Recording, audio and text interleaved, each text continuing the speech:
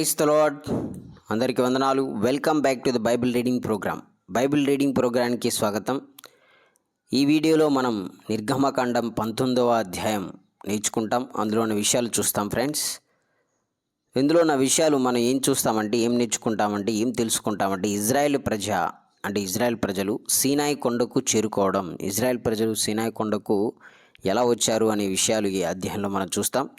Let start our program. Israel Sinai కొండకు చేరుకోవడం. Israel ప్రజలు సీనాయి కొండకు చేరుకునే విధానాన్ని ఈ అధ్యాయంలో మనం చూస్తాం. నెక్స్ట్, ఇజ్రాయెల్ ప్రజలు ఐగుప్తు దేశం నుండి బయలుదేరిన 3వ నెల మొదటి రోజు సీనాయి ఎడారి ప్రాంతానికి వచ్చారు. వాళ్ళు రెఫీదీము నుండి బయలుదేరి సీనాయి ఎడారికి వచ్చి అక్కడ పర్వతం ఎదుట ఎడారిలో విడిది చేశారు. ఇంకా ఇజ్రాయెల్ ప్రజలందరూ ఐగుప్తు దేశం నుండి బయలుదేరి బయలుదేరిన 3వ నెల ఉంది కదా, 3వ నెల మొదటి రోజున సీనాయి ఎడారి ప్రాంతానికి వచ్చారు. వాళ్ళు తెలుసు కదా మనకి. వాళ్ళు అక్కడ నుంచి సీనాయి ఎడారి ప్రాంతం నుండి రెఫీదీముకు వచ్చారు.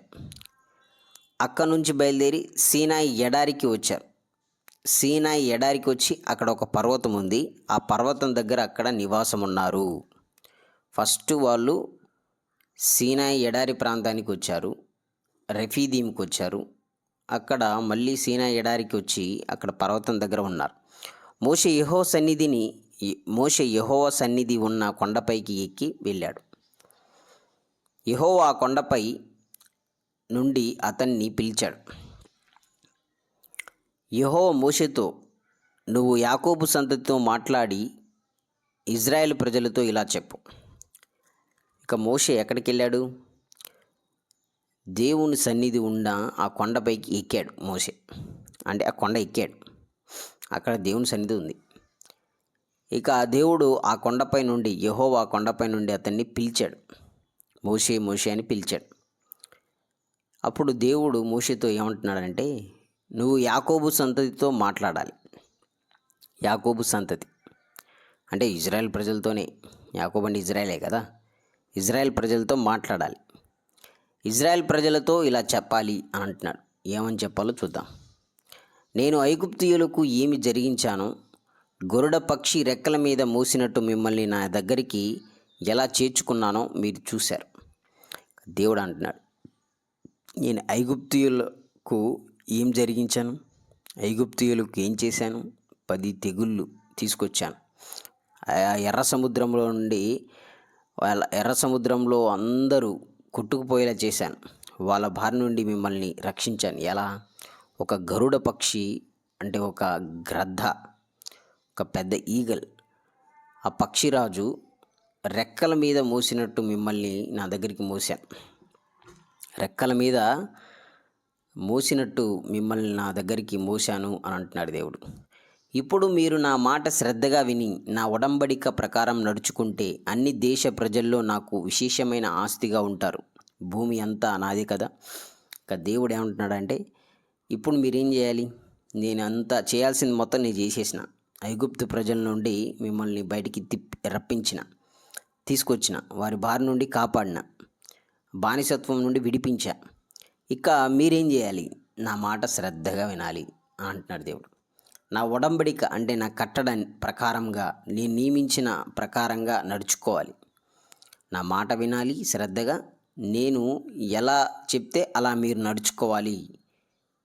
అప్పుడు అన్ని దేశ ప్రజల్లో నాకు విశేషమైన ఆస్తిగా మీరు ఉంటారు.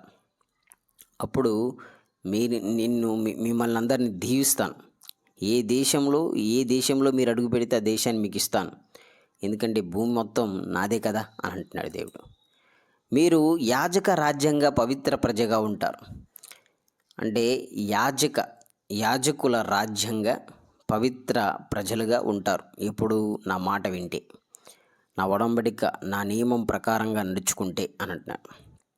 నువ్వు ఇజ్రాయెల్ ప్రజలతో చెప్పాల్సిన మాటలు ఇవే అన్నాడు. ఇప్పుడు మోషే, ఈ మాటలే ఇజ్రాయెల్ ప్రజలతో నువ్వు చెప్పాలి. గరుడ పక్షి రెక్కల మీద మోసినట్టు మిమ్మల్ని మోసాను, ఐగుప్తు ప్రజల నుండి తప్పించాను. ఇప్పుడు మీరేం చేయాలంటే నా మాట విని నా ఒడంబడి ప్రకారంగా నడుచుకుంటే అన్ని దేశాల్లో ఉన్న భూమి మొత్తం మీకేస్తాను. ఎందుకంటే భూమి మొత్తం నాదే కదా.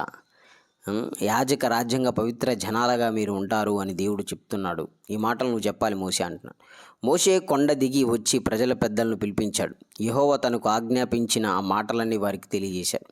ఇక మోషే కొండ దిగొచ్చాడు. దిగొచ్చి ఎవరికి చెప్తారు? ఫస్ట్ ఇజ్రాయెల్ ప్రజలను పెద్దలకి చెప్తారు కదా.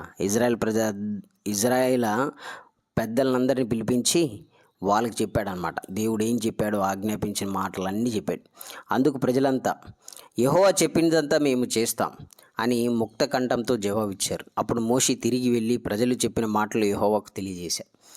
ఇక ప్రజలు, నాయకులు, ఇజ్రాయెల్ ప్రజలందరూ ఏం చేశారంటే ముక్త కంఠంతో, అంటే ఖచ్చితంగా